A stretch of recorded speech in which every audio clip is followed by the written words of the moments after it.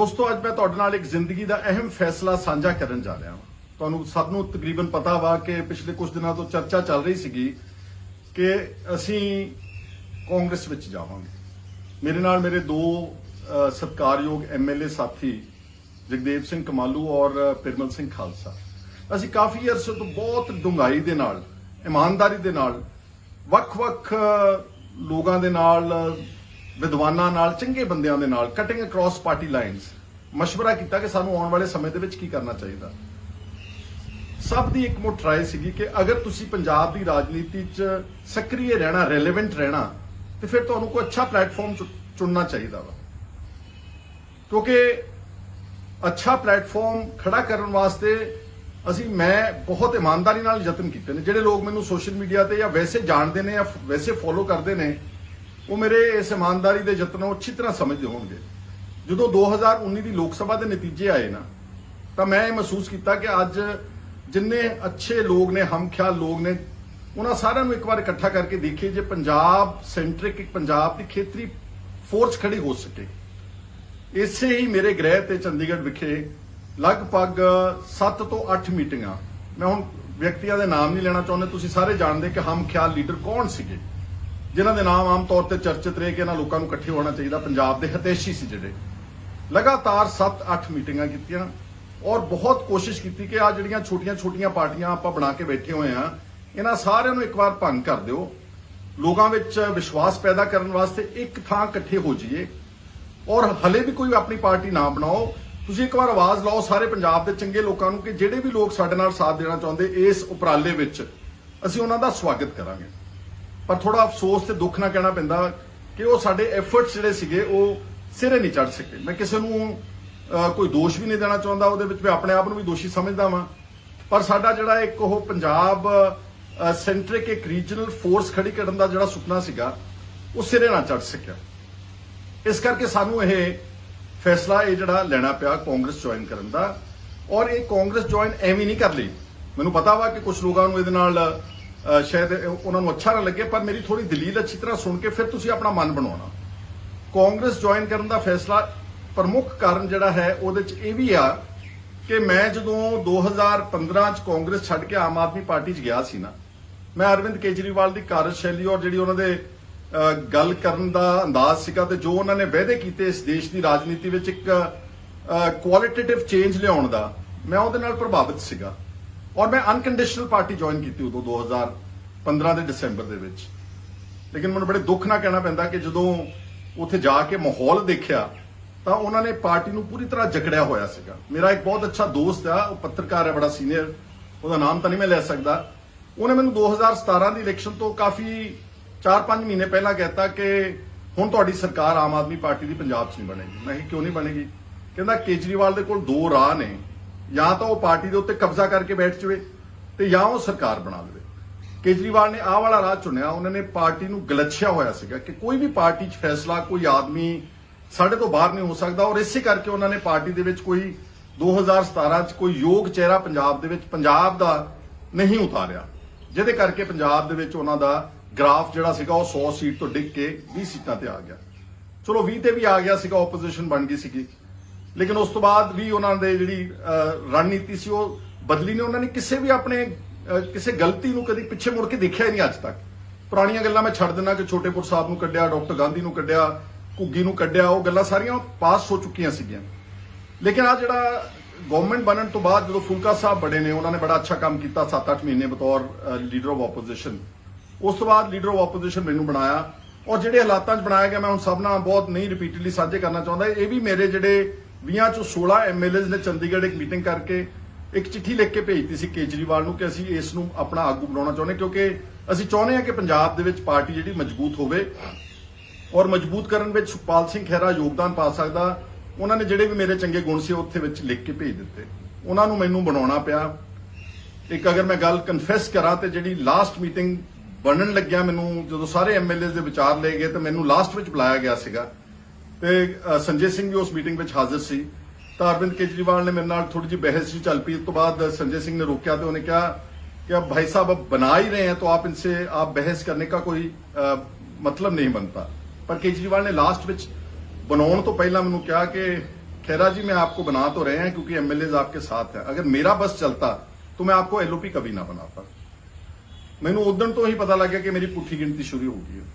LOP बन गया, जो भी मेरे च ईमानदारी सी, जिन्नी तनदेही सी, मैं उस अहुदे दे फर्ज निभाने शुरू कर दिते। दोस्तों जिहड़ा तुहानूं लगदा ना कि एलओपी जिहड़ा जी बड़ा सुखाला जा अहुदा वा, ਇਹ ਗੱਡੀਆਂ ਮੋਟਰਾਂ ਤੇ ਕੋਠੀਆਂ ਮਿਲਦੀਆਂ ਨੇ, ਕੁਝ ਲੋਕ ਇਹਨੂੰ ਕੁਰਸੀ ਨਾਲ ਜੋੜਦੇ ਨੇ, ਇਸ ਤਰ੍ਹਾਂ ਨਹੀਂਗਾ। ਜੇ ਤਾਂ ਤੁਸੀਂ ਇਹਨੂੰ ਆਰਾਮ ਪ੍ਰਸਤੀ ਦੇ ਨਾਲ ਕੱਟਣਾ, ਜਿੱਦਾਂ ਪਹਿਲਾਂ ਤੁਰੀ ਆਉਂਦੀ ਸੀ ਰਵਾਇਤ, ਫਿਰ ਇਹ ਆਰਾਮ ਪ੍ਰਸਤੀ ਵਾਲਾ ਉਹਦਾ ਹੈਗਾ ਵਾ। ਪਰ ਮੈਂ ਇਸ ਨੂੰ ਆਪਣੀ ਇੱਕ ਪ੍ਰੋਪਰ ਜ਼ਿੰਮੇਵਾਰੀ ਸਮਝਦੇ, ਆਪਣਾ ਫਰਜ਼ ਸਮਝਦੇ, ਮੈਂ ਇੱਕ ਵਿਰੋਧੀ ਧਿਰ ਦੇ ਲੀਡਰ ਦਾ ਜਿਹੜਾ ਰੋਲ ਸੀਗਾ ਉਹ ਆਪਣੇ ਵੱਲੋਂ ਪੂਰੀ ਸ਼ਿੱਦਤ ਦੇ ਨਾਲ ਨਿਭਾਇਆ। ਤੁਹਾਨੂੰ ਸਭ ਨੂੰ ਪਤਾ, ਇਹਦੇ ਬਾਰੇ ਮੈਂ ਆਪਣੀ ਕੋਈ ਵਜਾਹਤ ਨਹੀਂ ਕਰ ਰਿਹਾ। ਔਰ ਉਹਦੇ ਵਿੱਚ ਇੱਕ ਇਹੋ ਜਿਹਾ ਮੌਕਾ ਆਇਆ ਕਿ ਮਾਫੀਆ ਦਾ ਬੜਾ ਵੱਡਾ ਮਾਈਨਿੰਗ ਮਾਫੀਆ ਦਾ ਸਕੈਂਡਲ ਉੱਠਿਆ, ਉਹਦੇ ਵਿੱਚ ਇੱਕ ਮਿਨਿਸਟਰ ਨੂੰ ਅਸਤੀਫਾ ਦੇਣਾ ਪਿਆ। ਉਸ ਮਿਨਿਸਟਰ ਨੇ ਆਪਣੀ ਸ਼ਕਤੀ ਦਾ ਦੁਰਉਪਯੋਗ ਕਰਕੇ ਮੇਰੇ ਖਿਲਾਫ ਫਾਜ਼ਿਲਕਾ ਦੇ ਵਿੱਚ ਜਾ ਕੇ ਇੱਕ 2015 ਦਾ ਪੁਰਾਣਾ ਮੁਕੱਦਮਾ ਸੀ, ਉਹਦੇ ਵਿੱਚ 2017 ਚ ਮੇਰਾ ਉਸ ਐਨਡੀਪੀਐਸ ਡਰੱਗਸ ਦੇ ਕੇਸ ਵਿੱਚ ਨਾਮ ਜੋੜ ਦਿੱਤਾ। ਉਸ ਕੇਸ ਵਿੱਚ ਦੋਸਤੋ 20 ਸਾਲ ਲੋਕਾਂ ਨੂੰ ਕੈਦ ਹੋਈ ਆ। ਮੈਨੂੰ ਚਲੋ ਪਰਮਾਤਮਾ ਵਾਹਿਗੁਰੂ ਦੀ ਕਿਰਪਾ ਦੇ ਨਾਲ ਸੁਪਰੀਮ ਕੋਰਟ ਆਫ ਇੰਡੀਆ ਨੇ ਮੈਨੂੰ ਉਹਦੇ ਵਿੱਚ ਸਟੇ ਦੇ ਦਿੱਤਾ। ਇਸ ਤੋਂ ਥੋੜਾ ਜਿਹਾ ਪਿੱਛੇ ਅੱਗੇ ਚੱਲ ਜਾਈਏ, ਉਹਦੇ ਨੇੜੇ ਤੇੜੇ ਅਰਵਿੰਦ ਕੇਜਰੀਵਾਲ ਨੇ ਬਿਕਰਮ ਮਜੀਠੀਆ ਤੋਂ ਮਾਫੀ ਮੰਗ ਲਈ ਸੀਗੀ। ਸਭ ਨੇ ਬੜਾ ਸ਼ੋਰ ਮਚਾਇਆ, ਸਭ ਨੇ ਅਪੋਜ਼ ਕੀਤਾ, ਮੈਂ ਵੀ ਉਸ ਨੂੰ ਅਪੋਜ਼ ਕੀਤਾ ਕਿ ਗਲਤ ਕੰਮ ਕੀਤਾ ਵਾ, ਇਹਦੇ ਨਾਲ ਲੋਕਾਂ ਦਾ, ਪਾਰਟੀ ਦਾ ਮਨੋਬਲ ਡਿੱਗਿਆ ਵਾ। ਹੁਣ ਉਹ ਤਾਂ ਮਾਫੀ ਮੰਗ ਕੇ ਤੇ ਨਿਕਲ ਗਏ, ਲੇਕਿਨ ਮੈਂ ਜਿਹੜਾ ਸਰਕਾਰ ਦੇ ਨਾਲ ਮੱਥਾ ਲਾਇਆ ਸੀਗਾ 2017-18 ਵਿੱਚ ਬਤੌਰ ਲੀਡਰ ਆਫ ਆਪੋਜੀਸ਼ਨ, ਮੈਂ ਤਾਂ ਉਹ ਐਨਡੀਪੀਐਸ ਦਾ ਕੇਸ ਅੱਜ ਵੀ ਭੁਗਤ ਰਿਹਾ ਵਾਂ। ਔਰ ਤੁਹਾਨੂੰ ਅੱਛੀ ਤਰ੍ਹਾਂ ਮੈਂ ਯਾਦ ਕਰਾਉਣਾ ਚਾਹੁੰਦਾ ਕਿ ਜਿਹੜੇ ਹੁਣ ਐਨਫੋਰਸਮੈਂਟ ਡਾਇਰੈਕਟੋਰੇਟ ਈਡੀ ਨੇ ਜਿਹੜੇ ਮੇਰੇ ਘਰ ਤੇ ਛਾਪੇ ਮਾਰੇ ਨੇ, ਔਰ ਮੇਰੇ ਬੇਟੀ ਦੇ ਵੀ ਘਰ ਨੂੰ ਸਪੇਅਰ ਨਹੀਂ ਕੀਤਾ ਦਿੱਲੀ, ਉਹਨਾਂ ਦੀ ਸ਼ਾਦੀ ਵੀ ਬਾਅਦ ਵਿੱਚ ਹੋਈ ਉਸ ਮੁਕੱਦਮੇ ਤੋਂ। ਉਹ ਜਿਹੜੇ ਈਡੀ ਦੇ ਰੇਡ ਨੇ ਉਹ ਇਸੇ ਹੀ ਪੋਲਿਟਿਕਸ ਨਾਲ ਕਨੈਕਟਡ ਨੇ। ਅਗਰ ਮੈਂ ਵੀ ਮਾਫੀ ਮੰਗ ਕੇ ਨਿਕਲ ਜਾਂਦਾ ਤੇ ਮੇਰੇ ਤੇ ਨਾ ਐਨਡੀਪੀਐਸ ਦਾ ਕੇਸ ਹੋਣਾ ਸੀਗਾ ਫਾਜ਼ਿਲਕਾ ਵਾਲਾ, ਤੇ ਨਾ ਮੇਰੇ ਖਿਲਾਫ ਈਡੀ ਨੇ ਕੋਈ ਰੇਡ ਕਰਨੇ ਸੀਗੇ। ਪਰ ਮੇਰੀ ਆਤਮਾ ਹਮੇਸ਼ਾ ਇਹ ਕਹਿੰਦੀ ਹੈ ਕਿ ਜੋ ਹੱਕ ਤੇ ਜੋ ਸੱਚ ਆ ਉਸ ਨੂੰ ਬਿਆਨ ਕਰਨਾ। ਉਦੋਂ ਮੇਰੇ ਖਿਲਾਫ ਉਸ ਵਕਤ ਦੀ ਪੰਜਾਬ ਸਰਕਾਰ ਨੇ ਐਨਡੀਪੀਐਸ ਦਾ ਕੇਸ ਘੜਿਆ, ਉਸ ਮੰਤਰੀ ਦੇ ਕਹਿਣ ਤੇ ਉਹਨੇ ਆਪਣਾ ਅਸਰ ਰਸੂਖ ਪੈਸੇ ਦਾ ਦੁਰਉਪਯੋਗ ਕੀਤਾ। ਤੇ ਹੁਣ ਕਿਉਂਕਿ ਮੈਂ ਬੀਜੇਪੀ ਦਾ ਡਟ ਕੇ ਵਿਰੋਧ ਕਰ ਰਿਹਾ ਸੀਗਾ ਕਿਸਾਨ ਅੰਦੋਲਨ ਨੂੰ ਲੈ ਕੇ, ਮੈਂ ਉਹਦੇ ਵਿੱਚ ਸ਼ਿਰਕਤ ਵੀ ਕੀਤੀ, ਜਿੰਨੀ ਮੇਰੇ ਵਿੱਚ ਸਮਰੱਥਾ ਸੀ ਮੈਂ ਜਾਂਦਾ ਆਉਂਦਾ ਵੀ ਰਿਹਾ ਵਾਂ।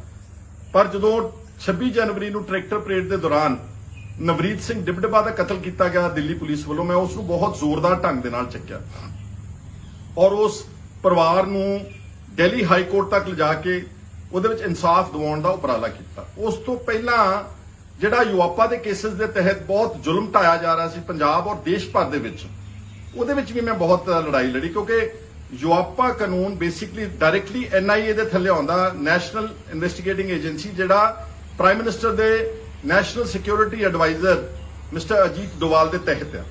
ਤੇ ਜਦੋਂ ਮੈਂ ਯੂਆਪਾ ਦਾ ਵਿਰੋਧ ਕਰਦਾ ਵਾਂ, ਇਹਦਾ ਮਤਲਬ ਹੈ ਐਨਆਈਏ ਦਾ ਤੇ ਉਸ ਨੈਸ਼ਨਲ ਸਿਕਿਉਰਿਟੀ ਐਡਵਾਈਜ਼ਰ ਜਿਹੜੇ ਪ੍ਰਾਈਮ ਮਿਨਿਸਟਰ ਉਹਦਾ ਵਿਰੋਧ ਕਰਦਾ, ਬੀਜੇਪੀ ਦਾ ਤਾਂ ਵਿਰੋਧ ਕਰਦਾ ਹੀ ਕਰਦਾ ਸੀਗਾ।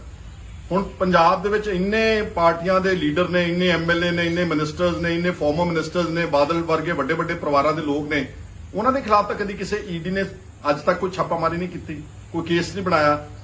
ਪਰ ਮੇਰੇ ਖਿਲਾਫ ਉਹਨਾਂ ਨੇ ਇਹ ਕੀਤਾ ਕਿਉਂਕਿ ਮੈਨੂੰ ਸਬਕ ਸਿਖਾਉਣਾ ਚਾਹੁੰਦੇ ਸੀ, ਜਿਹੜਾ ਮੈਂ ਯੂਆਪਾ ਵਰਗੇ ਕੇਸਿਸ ਔਰ ਜੋ ਕਿਸਾਨ ਅੰਦੋਲਨ ਵਿੱਚ ਜੋ ਨਵਰੀਤ ਸਿੰਘ ਡਿਬਡਬਾ ਦਾ ਮੈਂ ਉਸ ਕਤਲ ਦੇ ਇਨਸਾਫ ਦੀ ਲੜਾਈ ਲੜ ਰਿਹਾ ਸੀਗਾ, ਉਹ ਮੇਰੀ ਆਵਾਜ਼ ਬੰਦ ਕਰਾਉਣਾ ਚਾਹੁੰਦੇ ਸੀ।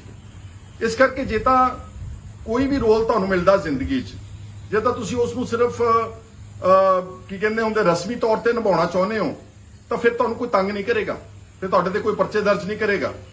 ਬਹੁਤ ਸਾਰੇ ਐਮਐਲਏ 2007 ਤੋਂ 12 ਵਾਲੀ ਅਕਾਲੀ ਦਲ ਦੀ ਸਰਕਾਰ ਵਿੱਚ ਕਾਂਗਰਸ ਦੇ ਸੀਗੇ, ਪਰ ਮੈਂ ਆਊਟਸਟੈਂਡਿੰਗਲੀ ਬਾਦਲਾਂ ਦਾ ਵਿਰੋਧ ਕੀਤਾ। ਉਹਨਾਂ ਦਾ ਜਿਹੜਾ ਟਰਾਂਸਪੋਰਟ ਮਾਫੀਆ, ਜੋ ਵੀ ਉਹਨਾਂ ਨੇ ਗਲਤ ਕੰਮ ਕੀਤੇ, ਭ੍ਰਿਸ਼ਟਾਚਾਰ ਕੀਤਾ, ਉਹਦੇ 'ਚ ਮੈਂ ਜਦੋਂ ਵਿਰੋਧ ਕੀਤਾ, ਮੇਰੇ ਤੇ ਉਦੋਂ ਵੀ ਇਹਨਾਂ ਨੇ 6 ਝੂਠੇ ਮੁਕੱਦਮੇ ਦਰਜ ਕੀਤੇ ਸੀਗੇ ਔਰ ਲਗਾਤਾਰ ਮੈਂ ਉਹਨਾਂ ਦਾ ਜਿਹੜਾ ਵਿਰੋਧ ਕਰਦਾ ਰਿਹਾ, ਉਹਦਾ ਮੈਨੂੰ ਖਮਿਆਜ਼ਾ ਭੁਗਤਣਾ ਪਿਆ।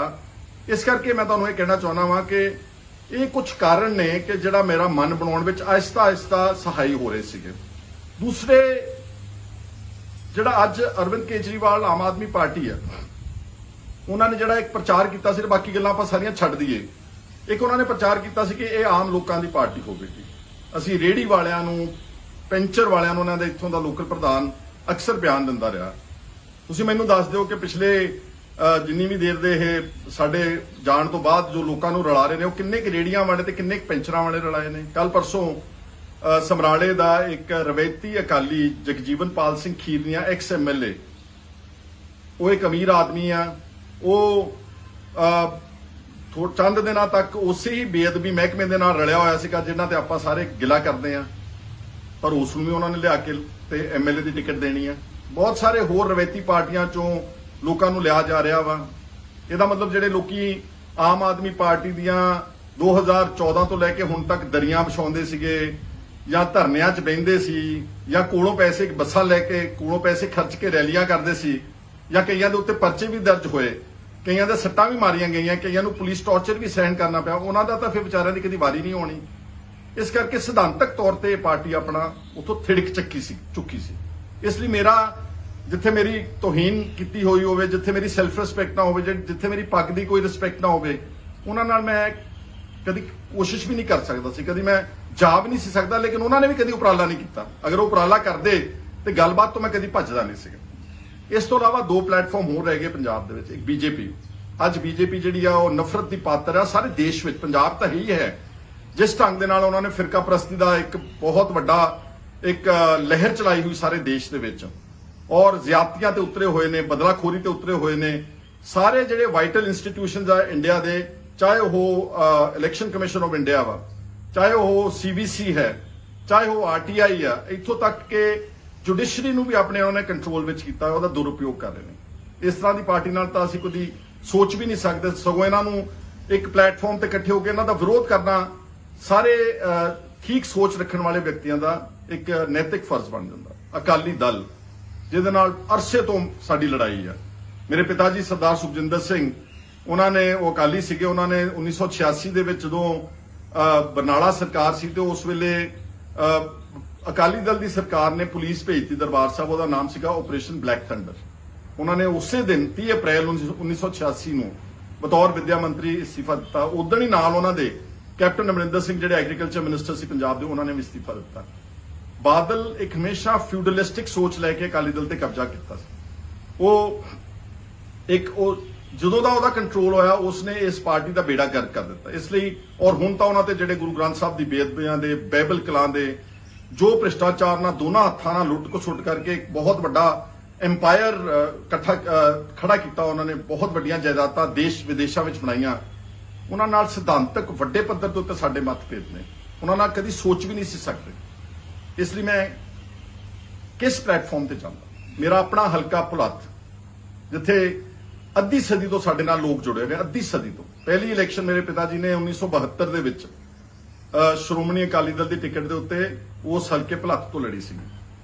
ਅੱਜ 50 ਸਾਲ ਹੋਣ ਜਾ ਰਹੇ ਨੇ। 50 ਸਾਲਾਂ ਦੇ ਲੋਕ ਜਿਹੜੇ ਸਾਡੇ ਨਾਲ ਜੁੜੇ ਨੇ, ਉਹਨਾਂ ਦਾ ਮੇਰੇ ਤੇ ਬਹੁਤ ਪ੍ਰੈਸ਼ਰ ਪਿਛਲੇ ਸਾਲ, 1.5 ਸਾਲ ਤੋਂ, ਕਿ ਤੁਸੀਂ ਬਹੁਤ ਕੋਸ਼ਿਸ਼ ਕੀਤੀ, ਤੁਸੀਂ ਹਰ ਮੁਮਕਿਨ ਯਤਨ ਕਰਕੇ ਦੇਖ ਲਿਆ, ਪਰ ਜੇ ਚੋਣ ਪ੍ਰਣਾਲੀ ਵਿੱਚ ਰੈਲੇਵੈਂਟ ਰਹਿਣਾ ਚਾਹੁੰਦੇ ਹੋ, ਜੇ ਸਾਡੀ ਮਦਦ ਕਰਨਾ ਚਾਹੁੰਦੇ ਹੋ, ਜੇ ਪੰਜਾਬ ਦੇ ਇਸ਼ੂਜ਼ ਉਠਾਉਣਾ ਚਾਹੁੰਦੇ ਹੋ, ਤਾਂ ਫਿਰ ਤੁਹਾਨੂੰ ਕਾਂਗਰਸ ਜੁਆਇਨ ਕਰਨੀ ਚਾਹੀਦੀ ਹੈ। ਤੁਸੀਂ ਜਾ ਕੇ ਭੁਲੱਥ ਵਿੱਚ ਬੱਚੇ ਤੋਂ ਤਸਦੀਕ ਕਰ ਸਕਦੇ ਹੋ।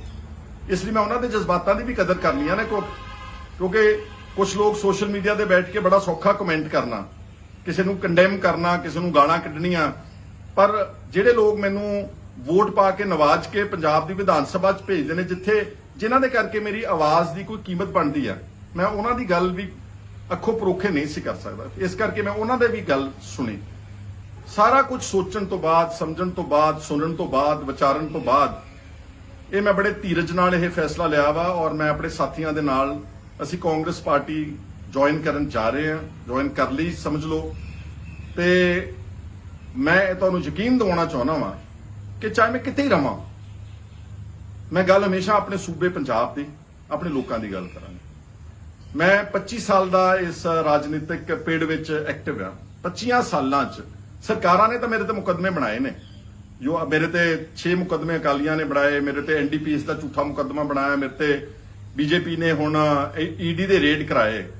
ਪਰ ਮੈਂ ਇੱਕ ਤੁਹਾਡੀ ਕਚਹਿਰੀ 'ਚ ਪੱਖ ਰੱਖਣਾ ਚਾਹੁੰਦਾ ਕਿ ਅੱਜ ਤੱਕ ਮੇਰੇ ਤੇ ਕਦੀ ਕਿਸੇ ਵਿਅਕਤੀ ਨੇ, ਹਲਕਾ ਪਲਾਥੀਆ ਪੰਜਾਬ ਦੇ ਵਿੱਚ ਕਿਸੇ ਨੇ ਇਹ ਨਹੀਂ ਕਿਹਾ ਕਿ ਸਾਡੇ ਨਾਲ ਇਹਨੇ ਠੱਗੀ ਮਾਰੀ ਆ, ਸਾਡੇ ਨਾਲ ਇਹਨੇ ਬੇਈਮਾਨੀ ਕੀਤੀ ਆ, ਸਾਡੇ ਨਾਲ ਇਹਨੇ ਧਰੋਹ ਕੀਤਾ ਵਾ, ਸਾਡੇ ਨਾਲ ਇਹਨੇ ਵਾਅਦਾ ਖਿਲਾਫੀ ਜਾਂ ਵਿਸ਼ਵਾਸਘਾਤ ਕੀਤਾ, ਕਦੀ ਨਹੀਂ ਕੀਤਾ, ਕਿਉਂਕਿ ਮੇਰਾ ਸੁਭਾਅ ਨਹੀਂਗਾ। ਮੈਂ ਕਦੀ ਦੋਗਲੀ ਰਾਜਨੀਤੀ ਨਹੀਂ ਕੀਤੀ, ਮੈਂ ਕਦੀ ਛੁਪਾ ਕੇ ਕੋਈ ਕੰਮ ਨਹੀਂ ਕੀਤਾ। ਕੁਝ ਲੋਕ ਮੈਨੂੰ ਕਾਫੀ ਅਰਸੇ ਤੋਂ ਪੁੱਛਦੇ ਤੁਹਾਡਾ ਪ੍ਰੋਗਰਾਮ ਕੀ ਆ, ਤਾਂ ਮੈਂ ਸਮਝਦਾ ਸੀਗਾ ਕਿ ਸਹੀ ਵਕਤ ਦੇ ਉੱਤੇ ਤੁਹਾਨੂੰ ਸਭ ਨੂੰ ਮੈਂ ਇਸ ਦੇ ਉੱਤੇ ਚਾਨਣਾ ਪਾਉਂਗਾ, ਤੁਹਾਨੂੰ ਜਾਣੂ ਕਰਵਾਉਂਗਾ। ਇਸ ਲਈ ਮੇਰੇ ਸਤਿਕਾਰਯੋਗ ਵੀਰੋ, ਭੈਣੋ, ਭਰਾਓ, ਬਜ਼ੁਰਗੋ, ਮਾਤਾਓ, ਜਿੱਥੇ ਵੀ ਤੁਸੀਂ ਬੈਠੇ ਹੋ ਦੁਨੀਆ ਭਰ ਦੇ ਵਿੱਚ, ਮੈਂ ਤੁਹਾਨੂੰ ਇਹ ਫਿਰ ਭਰੋਸਾ ਦਿਵਾਉਣਾ ਚਾਹੁੰਦਾ ਕਿ ਮੈਂ ਰਹਾਂ ਚਾਹੇ ਕਿਤੇ, ਪਰ ਮੇਰਾ ਦਿਲ ਜਿਹੜਾ ਹੈ ਉਹ ਆਪਣੇ ਸੂਬੇ, ਆਪਣੇ ਲੋਕਾਂ ਵਾਸਤੇ ਹਮੇਸ਼ਾ ਧੜਕਦਾ ਰਹੇਗਾ। ਔਰ ਮੈਂ ਹਲਕਾ ਪਲਾਤ ਦੇ ਲੋਕਾਂ ਨੂੰ ਵੀ ਯਕੀਨ ਦਿਵਾਉਣਾ ਚਾਹੁੰਦਾ, ਮੇਰੇ ਤੋਂ ਜ਼ਿੰਦਗੀ 'ਚ ਗਲਤੀਆਂ ਹੋਈਆਂ ਹੋਣਗੀਆਂ। ਪੰਜਾਬ ਦੇ ਲੋਕਾਂ ਨੂੰ ਵੀ ਕਹਿਣਾ ਚਾਹੁੰਦਾ, ਮੈਨੂੰ ਇਹ ਪੋਲੀਟੀਕਲ ਫੈਸਲੇ ਲੈਣ ਵਿੱਚ ਕੋਈ ਮੇਰੇ ਤੋਂ ਗਲਤੀ ਹੋਈ ਹੋਵੇਗੀ, ਕਿਉਂਕਿ ਮੈਂ ਪ੍ਰੋਫੈਸ਼ਨਲ ਪੋਲੀਟੀਸ਼ੀਅਨ ਨਹੀਂਗਾ, ਮੇਰਾ ਧੰਦਾ ਨਹੀਂ ਸੀਗਾ।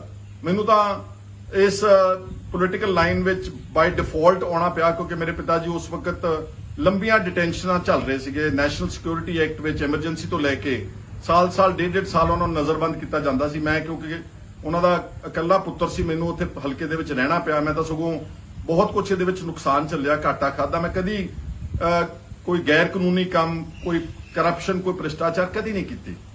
ਇਸ ਲਈ ਮੈਂ ਤੁਹਾਨੂੰ ਕਹਿਣਾ ਚਾਹੁੰਦਾ ਵਾਂ ਕਿ ਮੇਰੇ 'ਚ 100 ਉਣਤਾਈਆਂ ਹੋ ਸਕਦੀਆਂ ਨੇ, ਪਰ ਮੈਂ ਆਪਣੇ ਲੋਕਾਂ ਦੇ ਪ੍ਰਤੀ ਕਦੀ ਕੋਈ ਨਾ ਬੇਵਫਾ ਵਾਂ, ਨਾ ਮੈਂ ਕੋਈ ਉਹਨਾਂ ਦੇ ਮਤਲਬ ਕਦੀ ਭੈੜੀ ਸੋਚ ਰੱਖ ਸਕਦਾ, ਨਾ ਮੈਂ ਕਿਸੇ ਦੇ ਨਾਲ ਕੋਈ ਬੇਈਮਾਨੀ ਕੀਤੀ ਆ।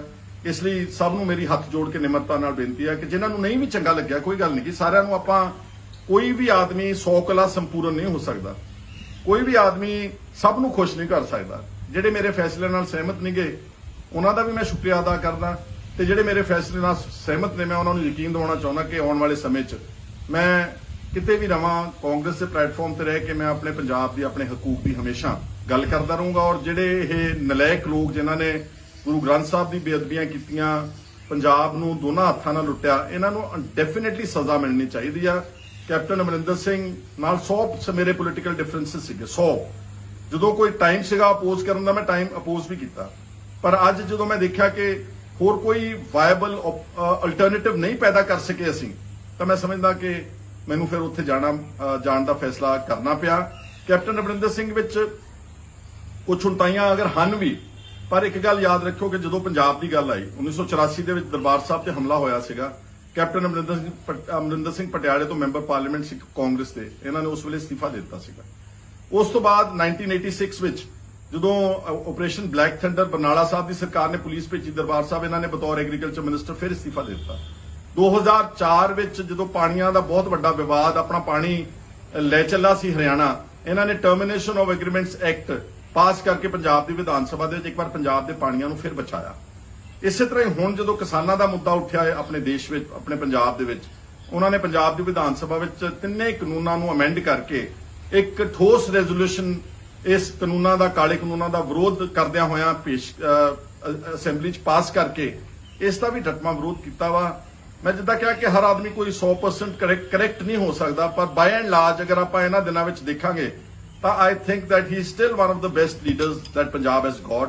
ਹੋ ਸਕਦਾ ਹਲੇ ਉਹਨਾਂ ਦੇ ਕੰਮ ਵਿੱਚ ਬਕਾਇਆ ਕੁਝ ਉਣਤਾਈਆਂ ਨੇ, ਕੰਮ ਕਰਨ ਵਾਲੇ ਨੇ। ਅਸੀਂ ਯਤਨ ਕਰਾਂਗੇ ਕਿ ਜਿੰਨੇ ਵੀ ਅਸੀਂ ਅਸੀਂ ਪੂਰਾ ਉਹਦੇ 'ਚ ਰੋਲ ਅਦਾ ਕਰਕੇ, ਤੇ ਜਿਹੜਾ ਖਾਸ ਤੌਰ ਤੇ ਮਸਲਾ ਬੇਅਦਬੀਆਂ ਦਾ, ਗੁਰੂ ਗ੍ਰੰਥ ਸਾਹਿਬ ਦਾ, ਬਾਈਬਲ ਕਲਾਂ ਦਾ ਲਟਕਦਾ ਹੁੰਦਾ, ਉਹਦੇ ਵਿੱਚ ਇਨਸਾਫ ਦਿਵਾਉਣ ਵਿੱਚ ਸਹਾਈ ਹੋਵਾਂਗੇ। ਸੋ ਤੁਹਾਡਾ ਸਾਰਿਆਂ ਦਾ ਮੇਰੇ ਨਾਲ ਬਣਨ ਵਾਸਤੇ ਤੁਹਾਡਾ ਸ਼ੁਕਰੀਆ। ਦੁਨੀਆ ਭਰ 'ਚ ਜਿਨ੍ਹਾਂ ਨੇ ਮੇਰਾ ਸਾਥ ਦਿੱਤਾ, ਜਿਨ੍ਹਾਂ ਨੇ ਮਦਦ ਕੀਤੀ, ਹਰ ਕਿਸਮ ਦੀ ਮੈਂ ਤੁਹਾਡਾ ਧੰਨਵਾਦ ਕਰਦਾ। ਮੈਂ ਹਮੇਸ਼ਾ ਨਹੀਂ ਰਹੂੰਗਾ, ਮੈਂ ਤੁਹਾਡਾ ਸਭ ਦਾ ਅਵੇਲੇਬਲ ਰਹੂੰਗਾ। ਇਹ ਨਹੀਂ ਕਿ ਮੈਂ ਕਦੀ ਭੱਜਿਆ ਨਹੀਂ, ਮੈਂ ਕਦੀ ਟੈਲੀਫੋਨ ਅਟੈਂਡ ਕਰਨ ਤੋਂ ਨਹੀਂ ਭੱਜਿਆ, ਮੈਂ ਸਭ ਨਾਲ ਗੱਲ ਕਰਦਾ, ਜਿੰਨੀ ਮੇਰੇ 'ਚ ਕੈਪੈਸਿਟੀ ਹੈ, ਗਾਂ ਵੀ ਮੈਂ ਇਸੇ ਤਰ੍ਹਾਂ ਹੀ ਕਰਦਾ ਰਹੂੰਗਾ।